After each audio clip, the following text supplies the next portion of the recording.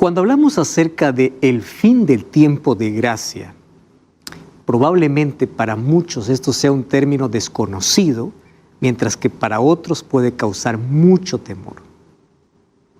Nadie sabe cuándo es la última vez cuando el sol se pone sobre la tierra y la gracia haya terminado para siempre, para todo el mundo. ¿Qué significa que la gracia se cierra? Significa que no habrá más oportunidad de arrepentimiento. Nadie más te suplicará, nadie más te predicará, nadie más te dirá que es necesario arrepentirse. La gracia se cierra cuando Cristo sale del santuario. Hoy vamos a hablar sobre ese tema. Y estoy como siempre aquí, con Biblia en mano, y quiero darte la bienvenida a tu programa Biblia Fácil. Ya sabes que puedes estudiar la Biblia con nosotros y puedes hacerlo a través de esta dirección virtual, de este sitio web, estudielabiblia.com, y allí puedes elegir qué curso estudiar. Tenemos una variedad de estudios bíblicos. Puedes estudiar por WhatsApp, puedes llegarte el curso de manera física o también en formato digital. Pero vamos a comprender más sobre Jesús y sobre este tema realmente interesante. Un día la puerta se va a cerrar. La pregunta es, cuando la puerta se cierre, ¿de qué lado estarás? ¿Dentro o fuera? Vamos a abrir la Biblia y antes pedimos que Dios pueda conducirnos en el estudio de su palabra. Querido Dios, miles y miles de personas en este momento están viendo este programa, están escuchando por radio y queremos pedir tu bendición a través de tu palabra. Que hoy pueda caer la venda de nuestros ojos, podamos ver el tiempo en el que vivimos y podamos ver cuán cerca está tu venida. Por favor, ayúdanos a comprender de que necesitamos hoy aprovechar el tiempo que tú nos das de gracia. Que esa gracia nos cubra, nos salve, nos transforme. Que nadie pueda rechazar tu sacrificio, tu perdón, y que todos podamos un día llegar hasta tu presencia por tu gracia. Vamos a abrir tu palabra. Que tu Santo Espíritu pueda conducirnos en este estudio. En el nombre de Jesús. Amén. Muy bien, nuestro tema de hoy tiene que ver con el fin del tiempo de gracia. Este es un tema realmente interesante y todos nosotros debemos conocer en qué momento eso termina. Si tú piensas que hoy vamos a hablar de fechas, pues no vamos a hablar más de fechas, porque la Biblia no dice la fecha en la cual Jesús termina su ministerio sumo sacerdotal. Pero encontramos ciertas evidencias bíblicas para saber en qué momento nos encontramos. Lo que sí podemos saber es qué sucederá cuando la gracia se haya cerrado. ¿Qué evidencias muestra la Biblia de que no hay más oportunidad para el ser humano? ¿Estamos cerca o lejos de eso? Vamos a ver eso entonces en nuestro estudio de hoy. Mientras tanto, nuestro primer texto está en Hebreos capítulo 4, versículo 16. Esa es la invitación de Dios para el mundo. Acerquémonos pues confiadamente al trono de la gracia para alcanzar misericordia y hallar gracia. Me encanta cómo en un solo verso que es tan pequeño, 2 veces se menciona la palabra gracia. Acércate al trono de la gracia porque lo que vas a encontrar allí es gracia. ¿Sabes cómo me encanta pensar en la gracia de Dios? Gracia es aquello que me liberta, me salva, me restaura. Yo no voy a la presencia de Dios con mérito alguno. No voy como aquel fariseo diciendo, mira, yo soy esto, lo otro. Podemos acercarnos ante ese trono como aquel publicano diciendo, ten piedad de mí, que soy pecador. Tú sabes que muchas personas se acercan a Jesús solamente con 2 actitudes. La primera es la actitud farisaica, colocando sus obras, sus méritos, pensando que merecen todas las bendiciones y hasta la salvación. Y otro grupo de personas se acerca como el publicano, diciendo, ten misericordia de mí y cúbreme con tu gracia. Y hoy podemos acercarnos a ese trono de gracia para poder encontrar oportuno socorro. ¿A qué trono? Ya vimos nosotros aquí, durante toda esta temporada, que el trono de Dios está en el santuario celestial. Y ya analizamos aquí incluso varias profecías que hablan sobre el santuario. Daniel 8:14, ¿recuerdas? 2300 tardes y mañanas el santuario será purificado. Esa profecía comenzó en el año 457 y las 2300 tardes y mañanas nos llevan hasta 1844. Cuando Jesús ascendió al cielo en el año 31, fue para ser nuestro mediador e intercesor. Pero la purificación del santuario, que es la obra bifásica de Jesús, es decir, su ministerio se divide en dos fases. Primero como intercesor y luego como intercesor y juez. Y en 1844, según la profecía de Daniel 8:14, se comienza un juicio en el cielo para determinar quién se salva y quién se pierde. Todos los nombres de aquellos que dicen creer en Dios pasan por ese juicio. Y aquellos que aman a Dios y hacen la voluntad de Dios, en ese juicio significa buenas nuevas, porque Cristo coloca sus méritos en nuestro favor y uno sale justificado. Pero aquel que dice creer en Dios, pero no hace la voluntad de Dios, entonces en este juicio va a pasar o no va a pasar. Simplemente se va a colocar que es un falso creyente, aquel que dice creer, pero no hace la voluntad de Dios. Por eso Jesús dice, no todo el que me dice Señor, Señor, entrará en el reino de los cielos. Para eso tiene que haber un juicio. Apocalipsis capítulo 22 dice, he aquí yo vengo pronto y mi galardón, recompensa para dar a cada uno conforme fuere su obra. ¿Cómo va a dar la recompensa a Dios? En base a un juicio que se realizó. Y ese juicio lo vivimos desde el año de 1844. Según Hebreos 9:23, también las cosas celestiales necesitan ser purificadas. ¿Purificadas de qué? De los registros de nuestros pecados. Y así como aquí en la tierra se purificaba una vez al año el santuario terrenal, en el cielo la purificación de ese santuario comenzó con un juicio desde 1844.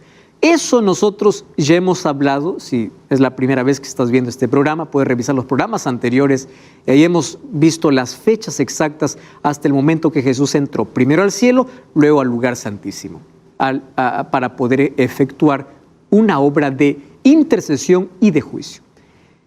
Lo interesante es que Cristo no estará allí para siempre. Un día Cristo saldrá de allí y un día la humanidad se quedará sin intercesor. Y cuando no haya más intercesión, no habrá más perdón. Porque cuando Cristo salga, se habrá terminado la oportunidad de salvación para toda la humanidad. Mientras eso todavía no sucede, la invitación es, acerquémonos pues confiadamente al trono de la gracia. Un día la súplica se acaba. Un día nadie más te va a rogar para que aceptes el Evangelio. Un día nadie más te va a predicar. ¿Por qué sabemos que hoy Cristo todavía intercede? Porque el Evangelio continúa siendo predicado. Porque el Espíritu Santo sigue convenciendo al mundo de pecado. Eso es lo que está haciendo. Pero un día la puerta se cerrará. ¿Qué puerta? El libro de Apocalipsis, capítulo 3, versículo 7, dice lo siguiente. Escribe el ángel de la iglesia en Filadelfia. Esto dice el santo y el verdadero, el que tiene la llave de David. Llave significa autoridad en profecía. El que abre y ninguno cierra. Pero cuando cierra, ninguno abre. Fíjate qué interesante. Esta oportunidad es llamada como una puerta, abierta para que todos puedan accesar. Por eso dice Pablo, acerquémonos confiadamente. La puerta está abierta, pero un día se cerrará. Ahora, cuando Cristo abre la oportunidad, nadie lo podrá cerrar. El diablo podrá hacer todo lo que quiera para poder impedir, mas la voluntad divina siempre se cumple. El problema está que cuando Él cierra, nadie también podrá abrirlo. Y es interesante porque cuando analizamos este texto, más allá del contexto donde el cual fue escrito, está hablando de que Cristo tiene autoridad para abrir y cerrar. Mientras esté abierta, habrá oportunidad. Mientras esté cerrada, habrá terminado para siempre. En Mateo 24, Jesús contó que su venida será como la venida o como el diluvio, como en los días de Noé. Y es interesante que ahí en Mateo capítulo 24, dice que mientras Noé estaba construyendo el arca, o entró incluso al arca, todos estaban comiendo, bebiendo, haciendo su vida. Hoy, el mundo está viviendo un secularismo impresionante. No le interesa más Dios, ni siquiera la palabra de Dios. Incluso dentro del mundo religioso, personas abandonando la palabra de Dios, personas diciendo que quieren actualizar la palabra de Dios para dar rienda suelta ¿a qué? A la popularidad, a lo que dice la gente, para caer bien a todos. Cuando en la Biblia encontramos principios establecidos, como en los días de Noé. Los días de Noé eran días de violencia, de corrupción, de degeneración completa. ¿Mas qué cosa sucedió? Me interesa lo que dice el libro de Génesis capítulo 7, versículo 16. Mira qué cosa es lo que ocurrió y eso también ocurrirá antes de la venida de Jesús. Génesis capítulo 7, versículo 16. Dice así: los que entraron, hablando de los animales, que eran macho y hembra de cada especie, como lo había mandado Dios. Y termina diciendo el versículo: y Jehová cerró la puerta. Y el versículo 17 dice: y el diluvio vino sobre la tierra y duró 40 días, 40 noches. Interesante. El diluvio viene, o llega, o cae, pero antes de que caiga, la puerta se cierra. Antes de que Cristo regrese, la puerta se cierra. Jesús dijo: yo soy la puerta. Un día Jesús no más será la puerta. Un día la puerta se cerrará. La oportunidad que ha sido tantas veces despreciada se acabará. Por eso no juegues con las invitaciones ni con la voz de Dios. Dios cerró la puerta. Eso dice Génesis capítulo 7, versículo 16. Y cuando Dios cierra la puerta, por más que Noé haya intentado abrir la puerta, no se puede. Porque lo que Dios cierra, nadie abre. Eso significa que hoy estamos viviendo un tiempo de gracia que tiene que ser aprovechado. Dios está llamando a sus hijos. ¿Y de qué sirve una gracia abierta cuando hay un corazón cerrado? De nada. Hoy el mundo está ensordecido por tantas voces de placer y diversión que no escucha más la voz de Dios. Y cada día que pasa es un día menos de gracia. No sabemos con fecha exacta cuándo Cristo va a abandonar el santuario, pero sabemos que esa gracia se va a terminar. Cristo va a dejar de ser nuestro intercesor. Mientras tanto, la Biblia nos habla por lo menos de 3 momentos donde la oportunidad se acaba para el mundo. Primer momento, cuando la muerte llega.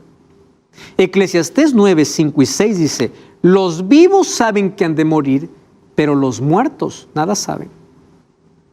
No tienen más memoria, todo es puesto en olvido, no tienen más decisión. Cuando tú mueres no hay una oración que te salve, porque la salvación es un asunto de decisión personal. Entonces, la oportunidad para todos los seres humanos, mientras la gracia esté abierta todavía en el cielo, también se acaba cuando llega la muerte. ¿Y sabes qué cosa es lo triste? Nadie sabe cuándo es su último día. Miles de personas salen diciendo regreso y no más vuelven. Si los datos estadísticos dicen que cada 12 segundos una persona muere, pero nadie sabe quién es la próxima persona.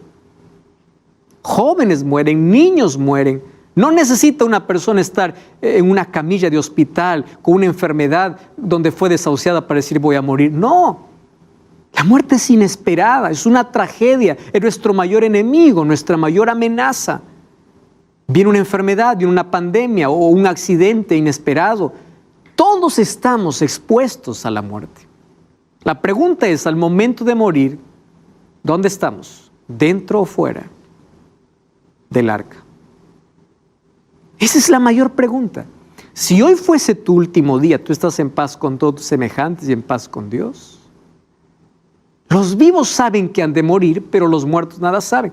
Por eso Hebreos 3:15 dice así: si oyeres hoy su voz, no endurezcáis vuestros corazones. Porque en la Biblia no existe el mañana. Proverbios 27 dice: no te jactes del día de mañana. No sabes qué va a traer el día de mañana. El presente es para ser aprovechado. Hoy. Apocalipsis 3:20 dice: aquí estoy, no dice estaré, no dice estuve, estoy en el tiempo presente, porque el futuro es desconocido. Por eso en el presente mi vida tiene que estar en las manos de Dios, yo tengo que estar a cuentas con Dios. ¿En qué otro momento se cierra la gracia para toda la humanidad o para las personas? Mientras todavía no se esté cerrada la gracia en el cielo. Mateo 12:31: por tanto os digo, todo pecado y blasfemia será perdonado a los hombres, mas la blasfemia contra el Espíritu Santo no les será perdonada. Cualquiera que dijera alguna palabra contra el Hijo del Hombre será perdonado, pero aquel que hable contra el Espíritu Santo no les será perdonado, ni en este siglo ni en el venidero. O sea, no hay más oportunidad. Y claro que muchas personas expresan su preocupación diciendo: pastor, yo en mi momento de locura ya hablé contra el Espíritu, yo ya maldije a Dios, yo hice tantas cosas, yo ya no tengo perdón. Le digo: ¿sabes una cosa? Si todavía estás preocupado por tener perdón, es porque el Espíritu Santo continúa trabajando en ti. Una persona que blasfema contra el Espíritu Santo ya no tiene más conciencia de pecado. Ya no tiene más necesidad de arrepentimiento.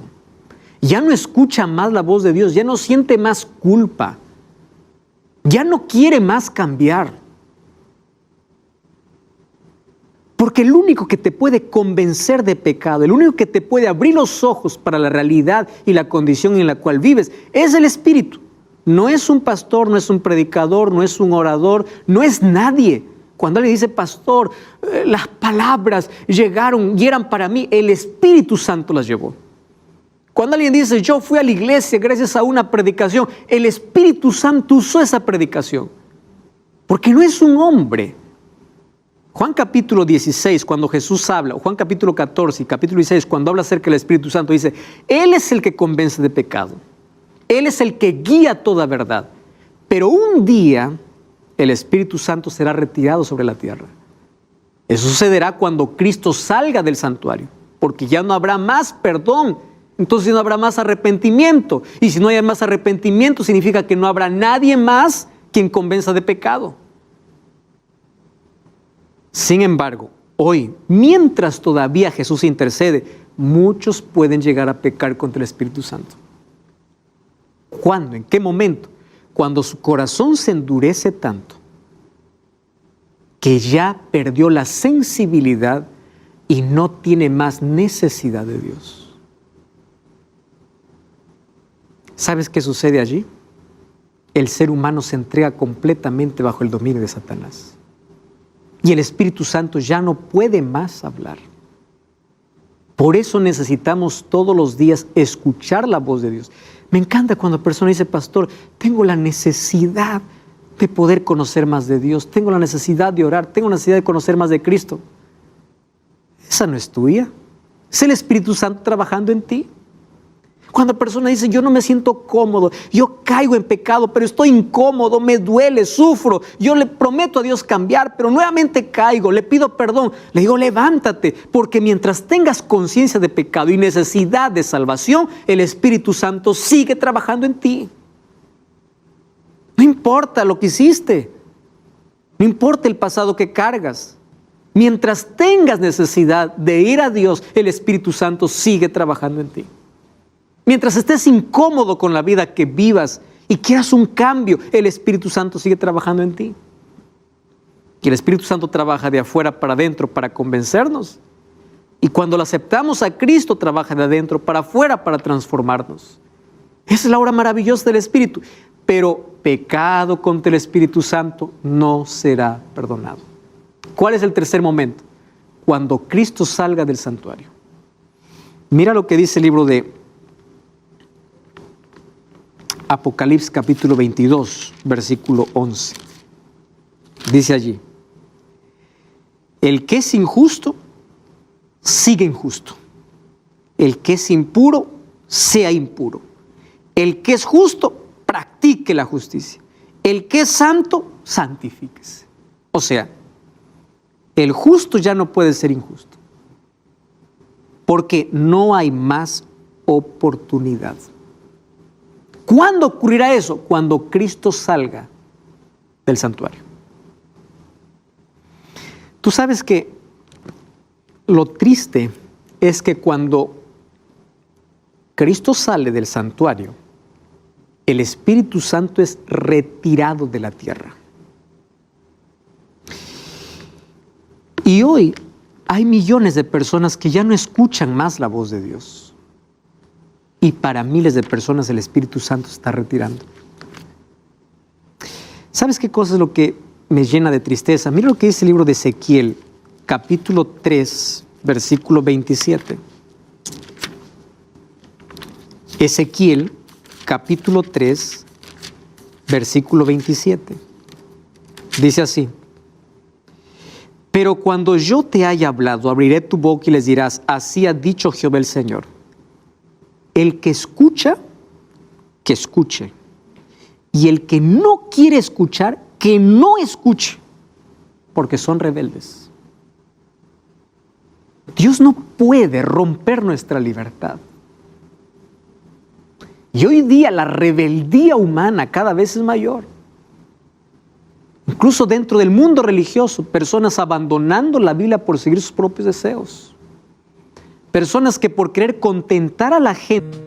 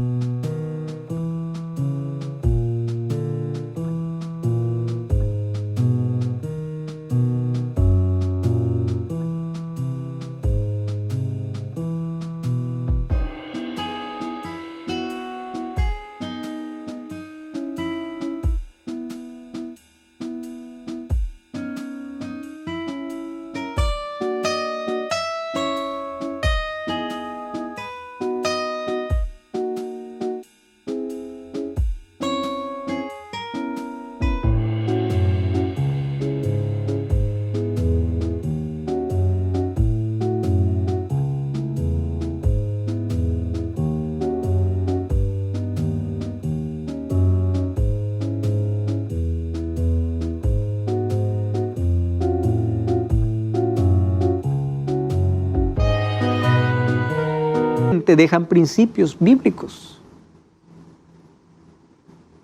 Y esa rebeldía un día llegará a su final. Cuando Cristo sale, habrá entonces, para toda la humanidad, ya estará el destino de cada uno de ellos definido.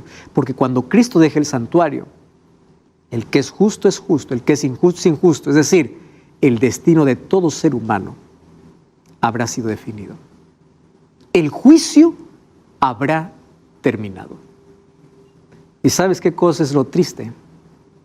Cuando el Espíritu Santo se retire,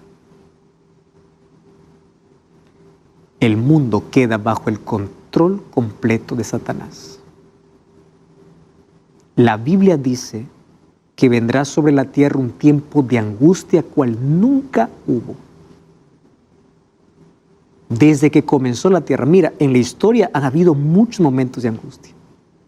Pero cuando el Espíritu Santo no más convenza de pecado, la humanidad estará enloquecida. Y esto realmente es terrible. Los acontecimientos de hoy nos están preparando para una angustia mayor.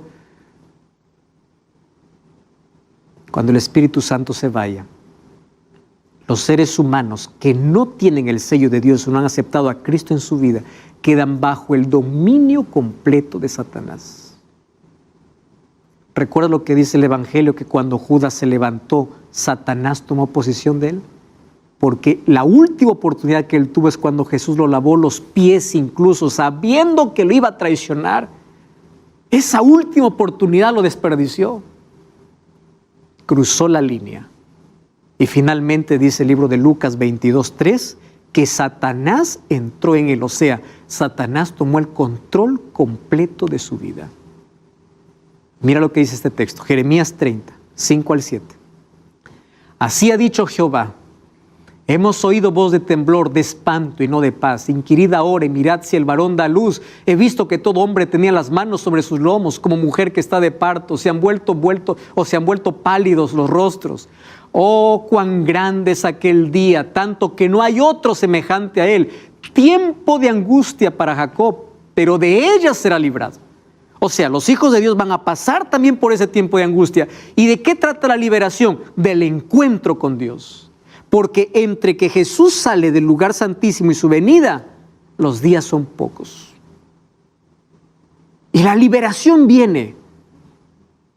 Sin embargo, va a haber angustia. Y va a ser cuando Cristo salga del lugar santísimo. Va a haber angustia para los hijos de Dios y angustia para los impíos.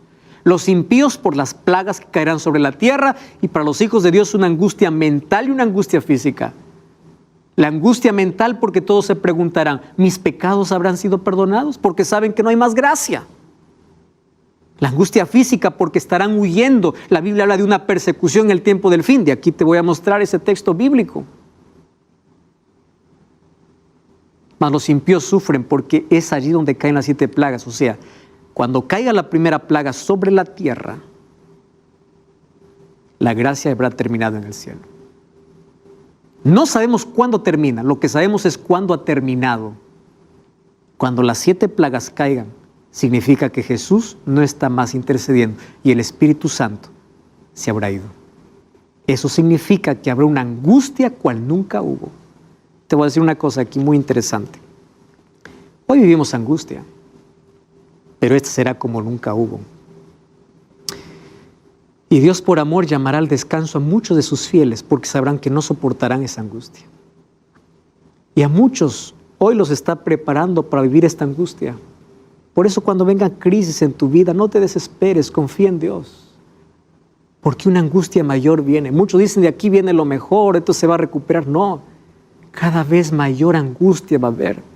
Sin embargo, cuando miramos con fe, vemos que el final es glorioso porque Cristo regresa. Entonces, vamos a seguir analizando de este tema tan fascinante.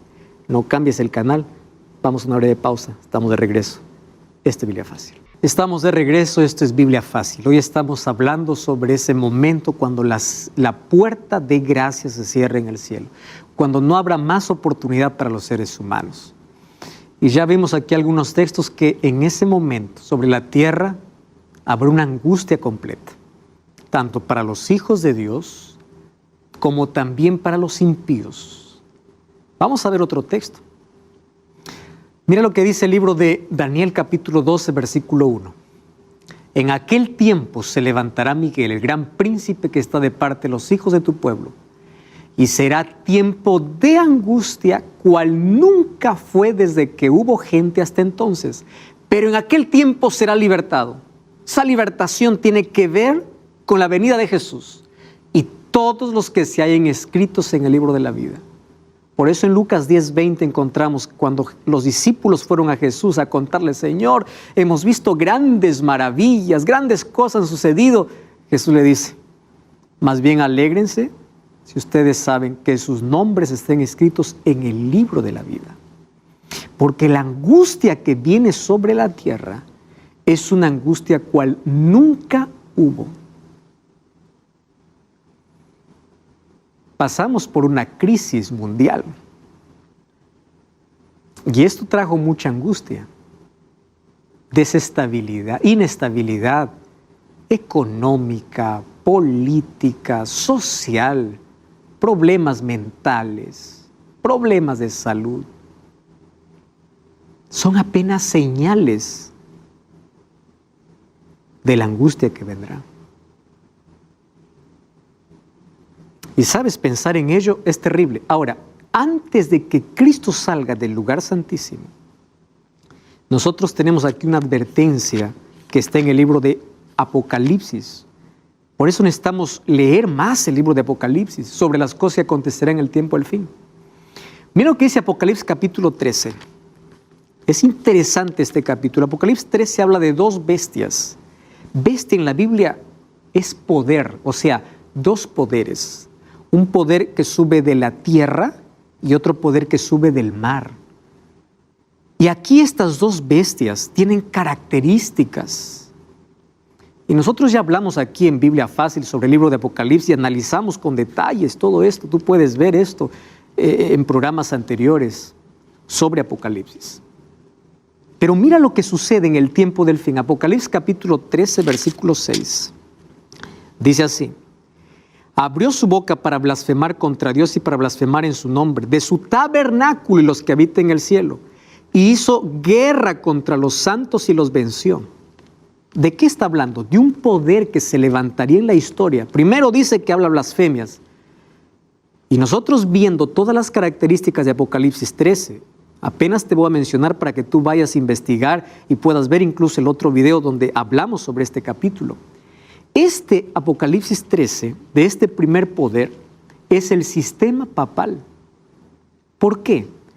Porque dentro de la historia es el único que persigue por 1260 años. Incluso en la Biblia habla de 1260 años de persecución, que comienza en el año 538 y va hasta el año 1798. Pero en el tiempo del fin, mira lo que va a suceder. Vamos a leer el versículo 15.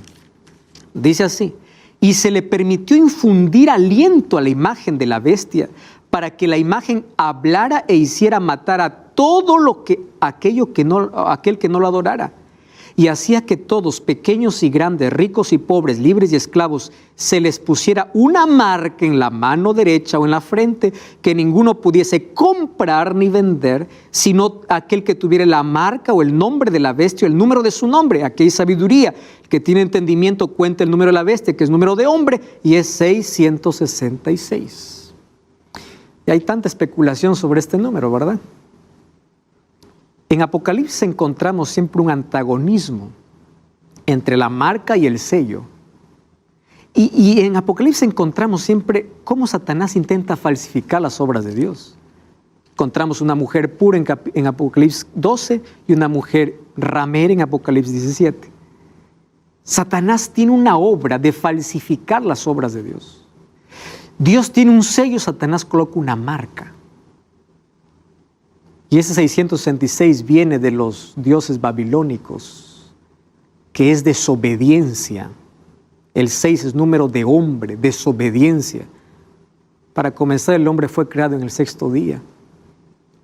Pero el 6 significa imponer su voluntad en contra de la voluntad de Dios. Y por favor, yo quiero aquí ser muy claro. Hay muchas especulaciones diciendo por allí, la marca de la bestia viene con un chip, viene con una vacuna. Queridos, Apocalipsis es un libro donde es simbólico por ser profético. Entonces la marca de la bestia no será algo literal. Nadie vendrá a marcarte 666. Nadie vendrá a ponerte un chip debajo para diciendo ahora tienes la marca de la bestia. Esto es un asunto simbólico. ¿Y simbolismo de qué? Desobediencia. Entonces la Biblia me habla de sello de Dios, de aquellos que son sellados son aquellos que están sus nombres escritos en el libro de la vida, y aquellos que tienen la marca de la bestia son aquellos que desobedecen a Dios. Pero ¿de qué manera se ve visible en el tiempo del fin? Vamos a ver si esto no es una copia de Satanás. Mira, vamos al libro de Deuteronomio capítulo 6, Antiguo Testamento. El Antiguo Testamento nos enseña mucho para interpretar el Nuevo Testamento. Deuteronomio capítulo 6. Vamos a leer el versículo 2. Deuteronomio capítulo 6, 2. Dice así: a fin de que temas a Jehová tu Dios, guardando todos sus estatutos y mandamientos que yo te mando. Eso dice en el versículo 2. Vamos a leer el versículo 8. Las atarás como una señal en tu mano y estarán en los frontales entre tus ojos, o sea, entre tu frente. Lee el versículo 17. Dice así: guardad cuidadosamente los mandamientos de Jehová vuestro Dios, sus testimonios y estatutos que te he mandado. ¿De qué habla el capítulo 6? Del amor a Dios y la obediencia a Dios. Escúchame bien. Aquí está la clave para poder...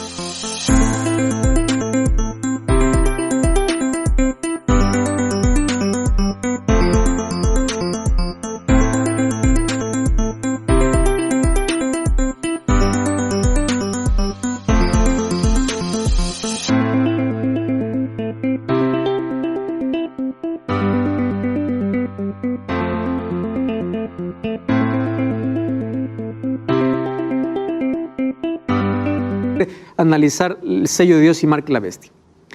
Eso de colocar en la mano y en la frente, para los hijos de Israel era la ley de Dios.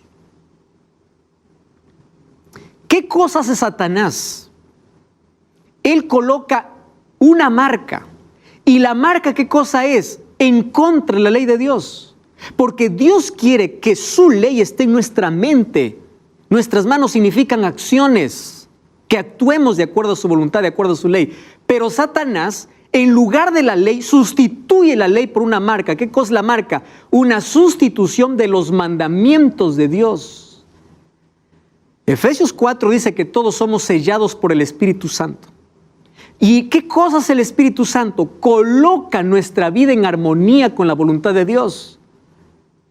Entonces, en el tiempo del fin, aquellos que son sellados por el Espíritu son aquellos que guardan los mandamientos de Dios. Apocalipsis 14:12, aquí está la paciencia de los santos, los que guardan los mandamientos de Dios, tienen el testimonio de Jesús. Esto no es legalismo, esto es Biblia. ¿Comprendes? Entonces, el conflicto final entre sello y marca es entre lealtad a Dios y su ley y desobediencia a Dios y su ley. Entonces, eso es un asunto simbólico, esto es una decisión, pero que vendrá como imposición. Escúchame con atención. El punto de quiebre final va a ser adoración. Y cuando hablamos de adoración dentro de la ley de Dios, hablamos de un día para adorar. Por eso es que el punto de quiebre en el tiempo del fin es adoración dentro de la ley de Dios. Ya te mostré aquí en la Biblia que Dios quiere que su ley esté en nuestra mente y en nuestras manos, en nuestras acciones. Satanás, ¿qué cosa coloca? En la frente y en la mano una marca. O sea, él coloca algo para quitar la ley del pueblo, de las personas, de su mente y de sus acciones. Mucha atención con esto. Por eso es que hay tanta gente enardecida contra la ley de Dios, porque de esto se trata marca y sello. Y específicamente el cuarto mandamiento, porque el cuarto mandamiento me llama a adorar al Creador.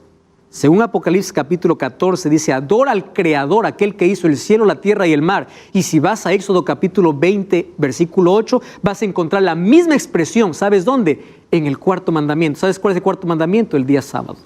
Entonces llegará un momento en que se colocará una ley para imponer un falso día de adoración que está en contra de la ley de Dios. Esto es la marca de la bestia. Ahora no, será cuando venga como imposición, donde nadie podrá comprar ni vender a menos que acepte. Y hoy mismo hay tanta gente siendo despedida de su trabajo, jóvenes que no pueden terminar la universidad, habiendo libertad religiosa. Hoy tenemos tanto problema cuando queremos ser fiel a Dios. Imagínate cuando esto se cumpla. Quiero que entiendas, la ley nos salva.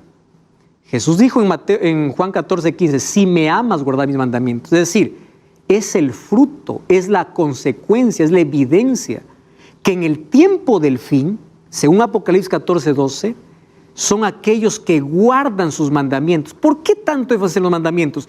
No porque los mandamientos salvan, sino porque el diablo viene para destruir justamente su ley. Y aquellos que quieren ser fieles y leales a Dios tendrán que sufrir persecución. despedidos de sus trabajos, el justo por fe vivirá. Y aquí comenzará, ¿qué cosa? Una persecución. Dice que tendrá poder, ¿para qué? Para matar a aquel que no lo adore. ¿Estás entendiendo cómo este asunto es tan serio? Entonces ahí está, marca y sello. Tiene que ver con adoración, con lealtad, con fidelidad a Dios. La pregunta es, ¿cómo se va a hacer eso? Entonces ya vimos que aquí el sistema papal está en como el primer poder de Apocalipsis capítulo 13, porque él dice que habla contra blasfemias contra Dios. Ya vimos aquí, por ejemplo, que el único que dijo ser Dios en la tierra es el Papa. El Papa León XIII decía, nosotros somos Dios en la tierra. Eso es una blasfemia. Quien se atreve a perdonar pecados en lugar de Dios es una blasfemia. Persigue a los hijos de Dios durante 1260 años. Eso está en la historia está manchada de sangre. Entonces ese primer poder representa ese poder papal. Pero un día recibió una herida de muerte. Eso también dice Apocalipsis 13. Quiere decir, se le quitó su dominio y su autoridad. ¿Cuándo sucedió eso? En 1798. Cuando Berthier, que es un general de Napoleón, le quitó toda esa autoridad al Papa Pío VI. Pero también dice Apocalipsis 13 que esa herida será sanada. Y claro, y toda la tierra se maravillará, dice, y todos irán en pos de él. Y tú ya viste tantas declaraciones que hoy incluso están en contra de la palabra de Dios. Pero hoy te voy a mostrar otra cosa. Esta es una encíclica escrita por el Papa Francisco, llamada Laudato Si. Esta está disponible para la venta, puedes comprar incluso digital. Mira, apenas tiene 190 páginas. Aquí habla sobre el bien común. Aquí habla sobre cómo cuidar el medio ambiente. Tú sabes que esta encíclica hoy está siendo estudiada por la ONU. Y varios gobernantes lo han aceptado. Solo que detrás de esto hay un contexto religioso. Y dice que el mundo necesita, para cuidar el medio ambiente, un día de descanso. ¿Cuál crees que pone? ¿El que dice la Biblia o el que la Iglesia Católica colocó? Domingo, dice. Es apenas una propuesta. Viste que el trasfondo es lindo. Y aquí en esta encíclica nosotros vemos que hay un acercamiento tremendo. Hoy tú puedes ver un acercamiento entre todos los presidentes y líderes del mundo. Si tú revisas en la historia, cuando la Casa Blanca daba alguna bienvenida al Papa, recuerda que los Estados Unidos fue formado por los padres peregrinos que venían huyendo de la persecución del Papa. Pero después se arreglaron las relaciones y hoy estos dos poderes van juntos. Líderes de todo el mundo, tanto budistas, tanto islam, musulmanes, lo aceptan. Hay puentes creados, el mundo se sorprende, el mundo ya lo adora, hay un acercamiento. La pregunta es, ¿cómo esto se va a poder? Porque hay hoy tantas ideologías, izquierda, derecha, filosofía, el marxismo por un lado, comunismo, capitalismo. ¿Cómo se va a unir todo? Tiene que haber alguna cosa que una a toda la humanidad. Una preocupación que una a toda la humanidad. Medio ambiente. ¿Estás entendiendo? Entonces, a través de una cosa que une a toda la humanidad, va a venir, y cada vez vemos cada vez más cerca el cumplimiento de esta profecía. Tú sabes que los mayores ricos de este mundo piensan que la solución para los problemas de este mundo es que haya un gobierno global. ¿Sabías de eso? Esto ya viene desde hace mucho tiempo. Y quiero decirte una cosa muy seria aquí. COVID-19 vino para enseñarnos que el mundo sí se puede unir por una causa. Todo el mundo. Que las cosas pueden cambiar de un momento para otro. Eso sí nos enseñó. ¿Entiendes? Entonces las profecías se van a cumplir exactamente como dice la Biblia. Pero ya te dije que entre los más ricos del mundo dice que debe haber un orden, un nuevo gobernante mundial. Y ahora te voy a mostrar un asunto realmente serio. Tú sabes que hace algún tiempo, corto tiempo, apareció otra encíclica del Papa Francisco, llamado Fratelli Tutti, que traducido sería Fraternidad Universal. Yo quiero que prestes atención, porque eso también está disponible para todo público. Algunas cosas que dice aquí. Esta es la propuesta de un gobierno mundial con poder ejecutivo, dotado de poder, que esté por encima de los estados y lleve adelante una agenda global. Que los gobiernos nacionales entreguen su poder a ese gobierno mundial. ¿Cuál es el objetivo? Solidaridad. ¿Te das cuenta que hay un punto que puede unir a todos? Los masones aplauden esta idea. Los líderes religiosos cristianos y musulmanes, algunos los llaman el mayor regalo de Francisco. Muchos católicos, sinceros obviamente, expresan su descontento. Muchos de ellos dicen, este no es el cristianismo de la Biblia. Incluso el monseñor Vígano, que es un arzobispo católico, dice, esto parece ser escrita por un masón. Vicente Montesinos del Canal Católico dice, la jerarquía del Vaticano lleva adelante un plan globalista y masón. No es momento de callar. El que esté con Bergoglio está contra Cristo. Lo dice así, de manera clara. Esto puedes buscar allí, está en fuentes oficiales en internet. Ahora, ¿qué cosa se propone? Una reforma de la ONU, del sistema económico, para crear la familia de las naciones. Es decir, un nuevo orden jurídico, político y económico. ¿Y qué cosa dice? La crisis COVID-19 ha mostrado la incapacidad de la humanidad de actuar conjuntamente. Por eso necesitamos otra estructura mundial fuerte y solidaria. Dice, usemos el conocimiento mutuo como método y criterio. O sea, ya no la palabra de Dios.